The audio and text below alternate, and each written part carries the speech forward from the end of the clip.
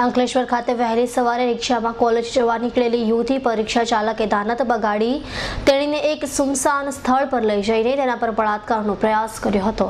જોકે તેણી બળજબરી કરવા છતાં કાબૂમાં ન આવતા હવસખોર રિક્ષા ચાલકે યુવતીના હાથ અને ગળાના ભાગે ચપ્પુના ઘા કરી ભાગી જતા ચકચાર મચી જવા પામી છે।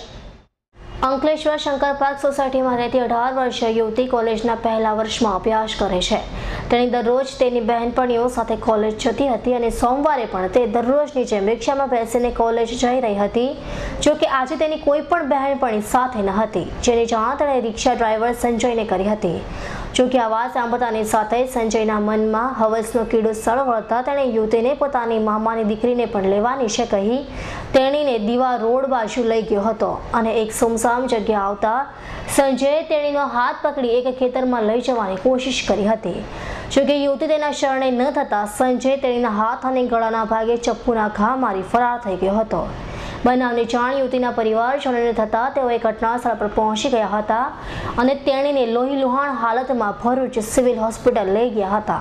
બનાવની જાણ વાયુવેગે પ્રસરતા અંકલેશ્વર પોલીસનો કાફલો પણ ભરૂચ સિવિલ હોસ્પિટલ ખાતે દોડી આવ્યો હતો અને તેણીના નિવેદનના આધારે રિક્ષા ચાલક સામે બળાત્કારના પ્રયાસનો ગુનો નોંધી તેને પકડી પાડવાના ચક્રો ગતિમાન કર્યા છે। હવે બનાવની હકીકત એવી છે કે અંકલેશ્વરના દીપાલીબેન પોતે ભરૂચ એમકે કોમર્સ કોલેજમાં અભ્યાસ કરે છે।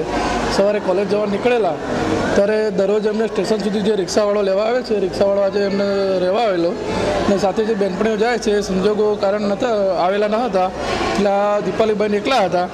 એનો લાભ લઈ આ રિક્ષાવાળો એમને પોતાની મામાની છોકરીને લેવા જઈએ અને પાછી કોલેજ બાજુ જઈએ સ્ટેશન બાજુ એવું કહી અને એને પછી સુમસાન જગ્યાએ લઈ ગયેલો અને એની ઇજ્જત લેવાનો પ્રયાસ કરેલો, જેથી આ દીપાલીબેને પ્રતિકાર કરતા એને એના ઉપર હુમલો કરી અને ચક્કુથી ને બીજી રીતે એને ગંભીર ઇજાઓ પહોંચાડેલી, જે બાબતે અને પછી ભાગી ગયેલો, જે બાબતે અહીંયા ફરિયાદ રજીસ્ટર કરી અને આગળની તપાસ કરવા માટેની તજવીજ ચાલુ છે।